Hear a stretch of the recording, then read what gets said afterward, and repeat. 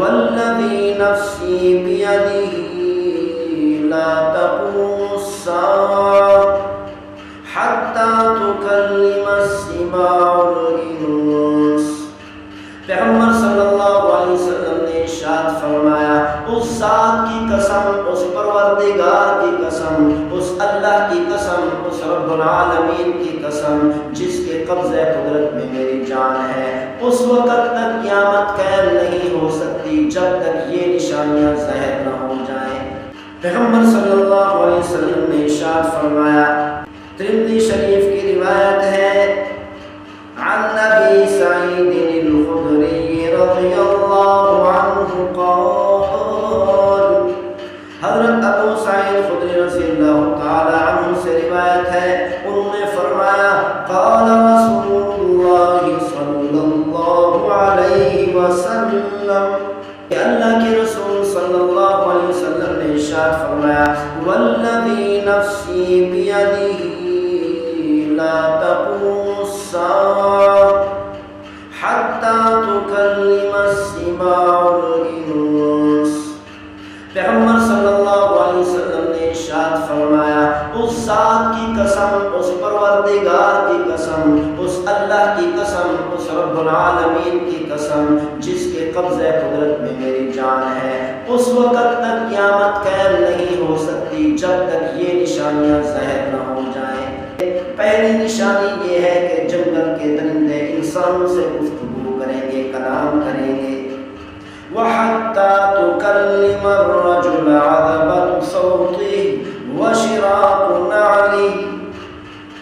پیغمبر صلی اللہ علیہ وسلم نے ارشاد فرمایا، قیامت قائم ہونے سے پہلے یہ علامت بھی ظاہر ہوگی، انسان کے کوڑے کی رسی انسان سے گفتگو کرے گی، اور اسی طرح انسان کے جوتے کا تسمہ انسان سے گفتگو کرے گا۔ اس حدیث شریف کو دیکھا جائے تو اس سے ثابت ہوتا ہے، اس سے معلوم یہ ہوتا ہے آج کا یہ جو موبائل ہے اس کی شکل بالکل اس دور کے جوتے کی طرح ہے۔ پیغمبر صلی اللہ علیہ وسلم نے فرمایا تھا، جوتے کا تسمہ گفتگو کرے گا۔ یہ موبائل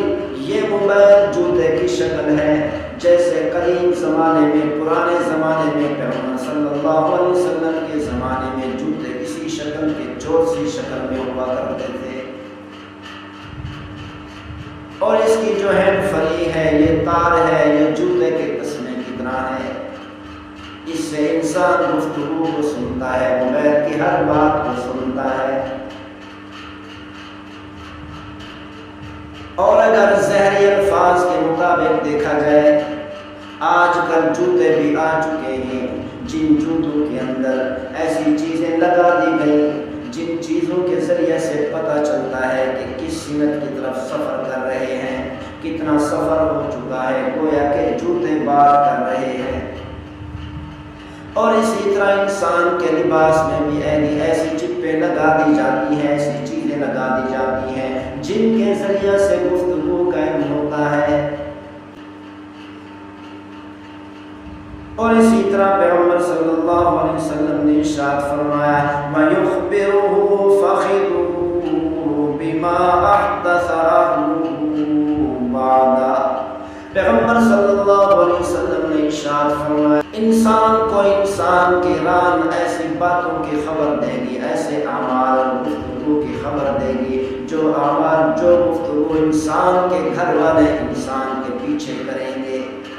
تو آج کے دور میں لباس کے ساتھ گھر کے اندر ایسی چیزیں لگانے کے لیے آ چکی ہیں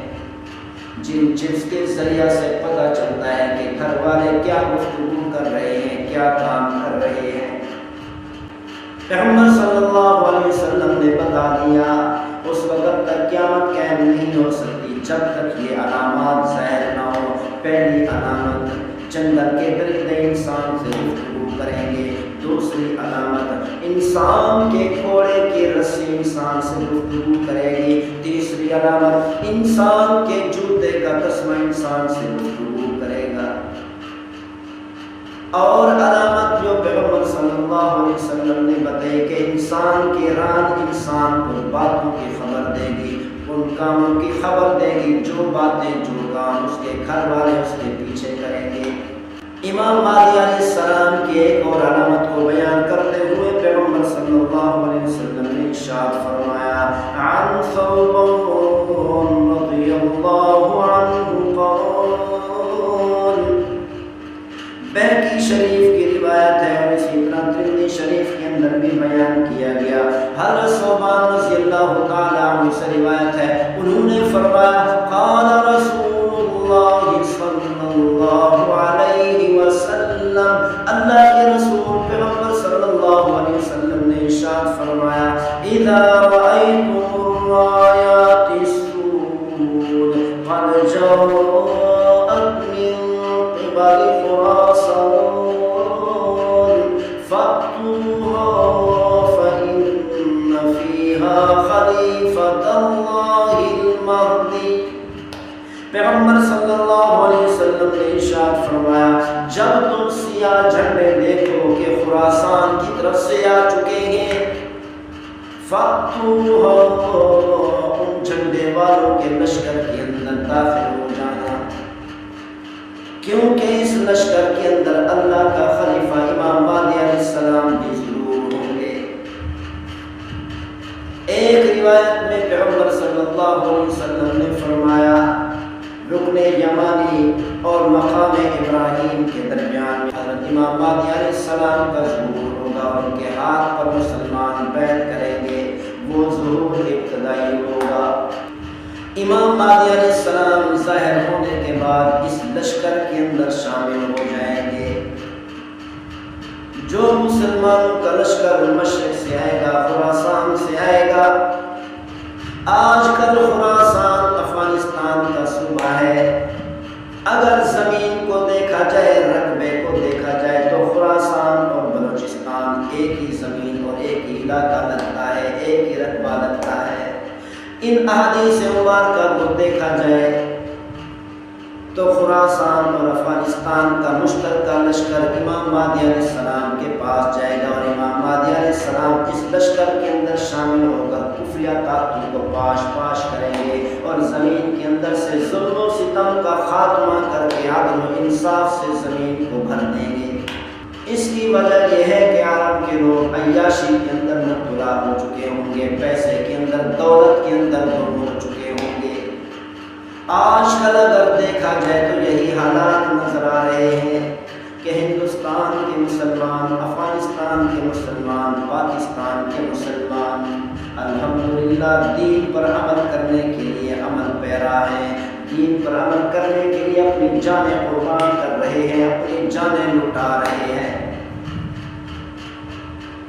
ذہنی حالات سے بھی ثابت ہوتا ہے جو پیغمبر صلی اللہ علیہ وسلم نے ارشاد فرمایا تھا، امام مہدی علیہ السلام کا تعاون کرنے کے لیے، امام مہدی علیہ السلام کے ساتھ مل کر کفریہ طاقتوں کو پاش پاش کرنے کے لیے جو لشکر آئے گا، عرب سے نہیں آئے گا، سعودی عرب سے نہیں آئے گا، کویت سے نہیں آئے گا، مصر سے نہیں آئے گا، شام سے نہیں آئے گا، عرب کے کسی ملک سے نہیں آئے گا۔ پیغمبر صلی اللہ علیہ وسلم وہ مشرق سے آئے گا۔ ایک حدیث شریف